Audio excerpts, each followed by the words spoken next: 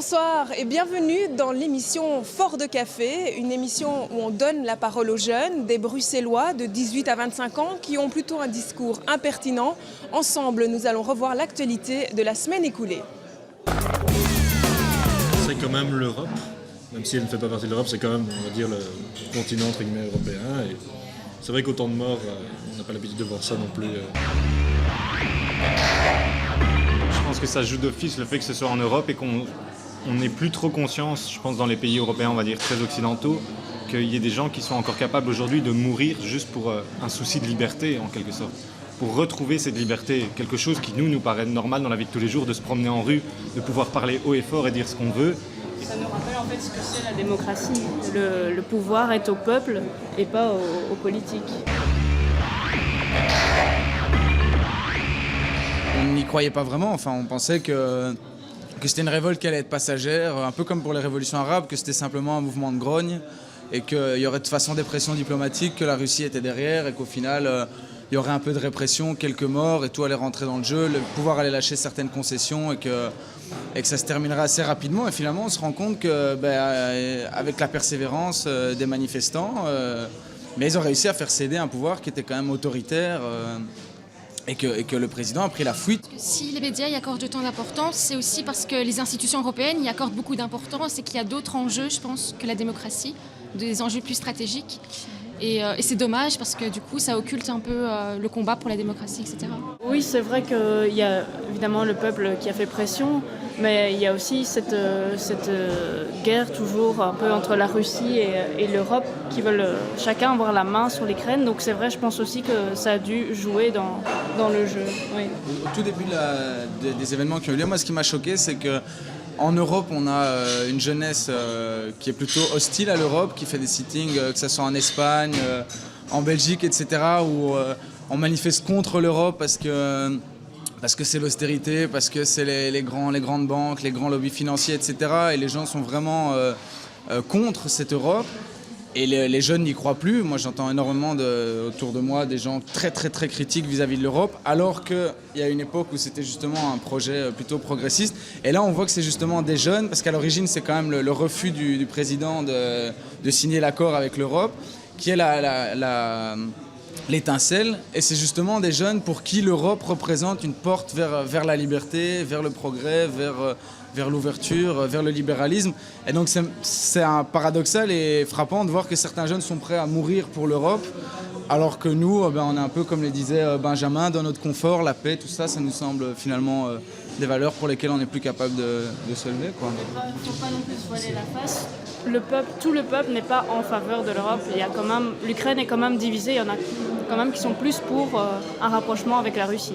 Je pense que tout ce qui est démocratie, les belles valeurs, la liberté d'expression, etc., il y a ça, mais surtout derrière, c'est les puissances économiques aussi qui jouent dans ce conflit-là. D'autant plus que le régime, la corruption du régime ukrainien est connue et avérée depuis très longtemps et l'Union européenne n'a jamais réagi. Alors on se pose la question pourquoi maintenant finalement ? Oui, que Kiev fasse la une des infos, c'est pas tellement les morts qui jouent, je pense. C'est que l'Europe choisit de s'y intéresser autrement, justement pour ses enjeux économiques.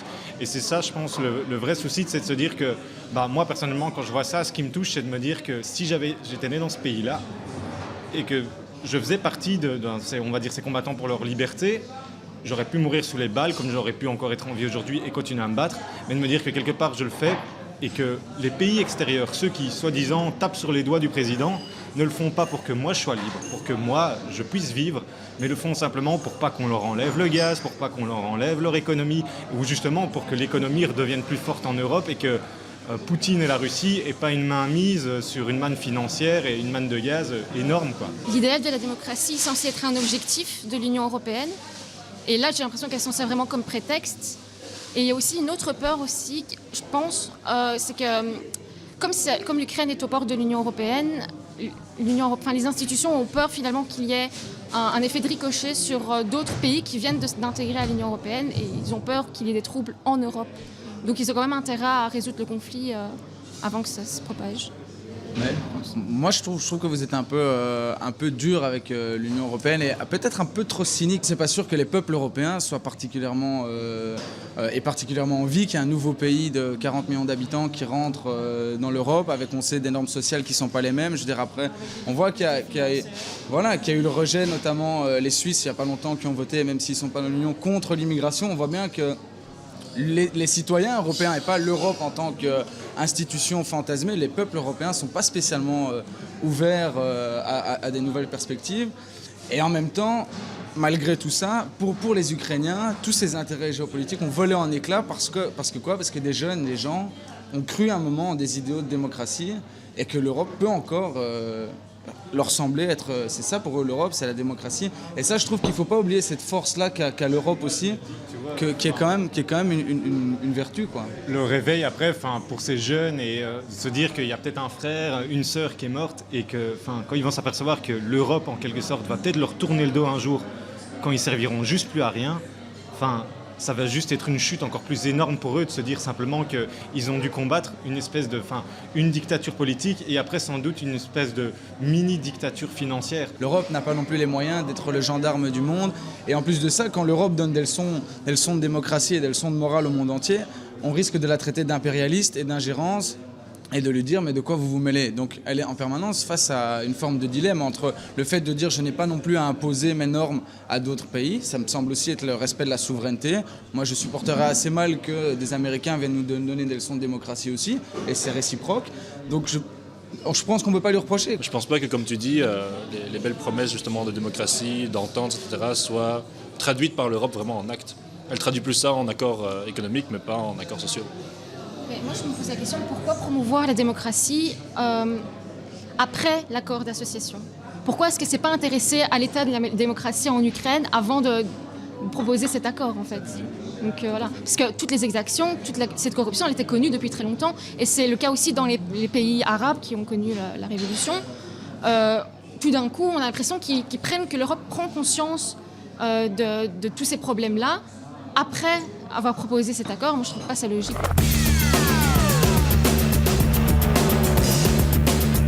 À 16 ans, moi personnellement, si je me souviens bien, je peux pas dire que j'aurais voté en âme et conscience en quelque sorte.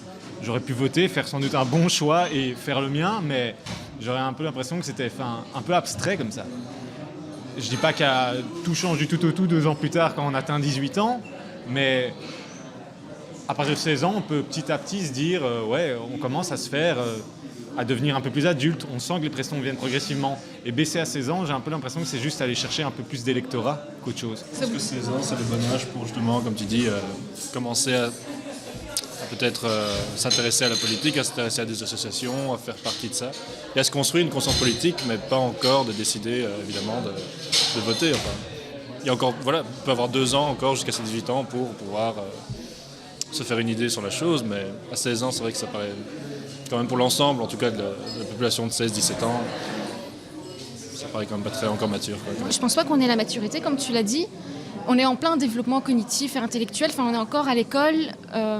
On n'a pas, je pense, assez de connaissances que pour comprendre même le message politique et avoir assez d'esprit critique, je pense, tout simplement. Et moi, à 16 ans, j'avais pas d'opinion politique claire, j'entendais mes parents parler, mais sans plus. Mais ce qu'il y a, c'est qu'en même temps, je trouve qu'on peut aussi avoir 40 ans et aucune conscience politique.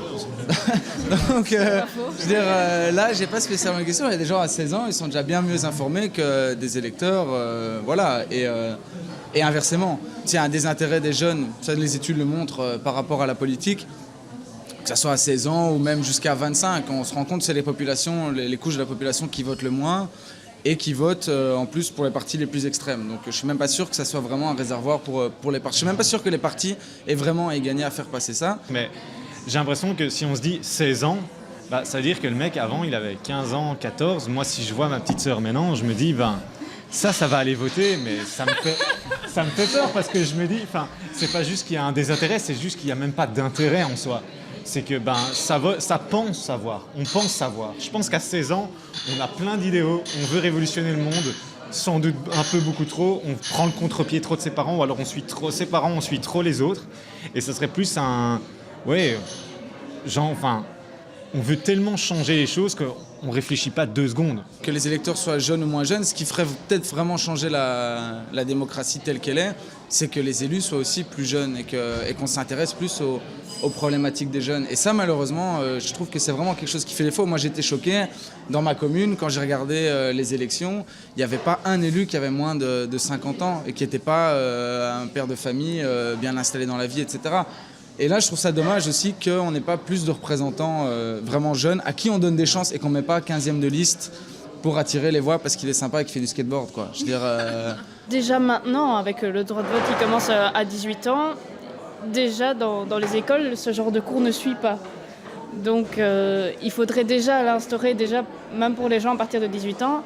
Et si on diminue à 16 ans, alors continuer ce genre de cours. Moi, je pense que peu importe l'âge à partir duquel on vote, il y a ce manque d'instruction civique, clairement. je pense que la politique, l'apprentissage de la politique, ça passe par l'investissement dans la collectivité. Et l'investissement dans la collectivité, comment est-ce qu'il se traduit? Pour moi, par le milieu associatif. Donc je pense que par exemple l'école devrait favoriser, comme certaines écoles le font, à s'investir dans Amnesty International, Oxfam, à participer à des événements, que ce soit le scoutisme, des infrastructures sportives, etc. Ça, je pense que vraiment, là, s'il y a un travail du politique à faire, à mon avis, c'est d'impliquer les gens finalement dans ce qu'on appelle le bien commun, dans ce qui nous entoure et qui s'impliquent un peu, qui prennent conscience qu'on leur donne des responsabilités parce qu'il faut aussi leur faire confiance et faire confiance aux jeunes. Je pense que c'est ça le problème, c'est qu'on a trop souvent, les jeunes sont un peu méprisés. Mais ce qu'il faut, c'est organiser des débats, c'est conscientiser, peut-être s'impliquer dans des associations, c'est une bonne idée, mais surtout provoquer le débat chez les jeunes et provoquer aussi, comme en Allemagne,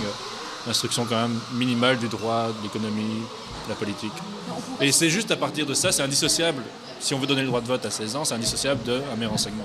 Et après, ça n'empêche pas non plus d'utiliser certains événements, par exemple l'élection du délégué de classe, pour se servir de ça comme prétexte pour expliquer le processus démocratique. L'un n'empêche pas l'autre, mais il faut les deux, je pense. Généralement, le délégué de classe, il sert à quoi en secondaire? Il sert pas à grand-chose à part faire reporter l'interro, quoi. Il est pas investi dans le truc, quoi. Il y a du vécu là-dessous, Benjamin. Ouais, moi j'ai pas fait délégué de classe, mais il servait à ça dans ma classe.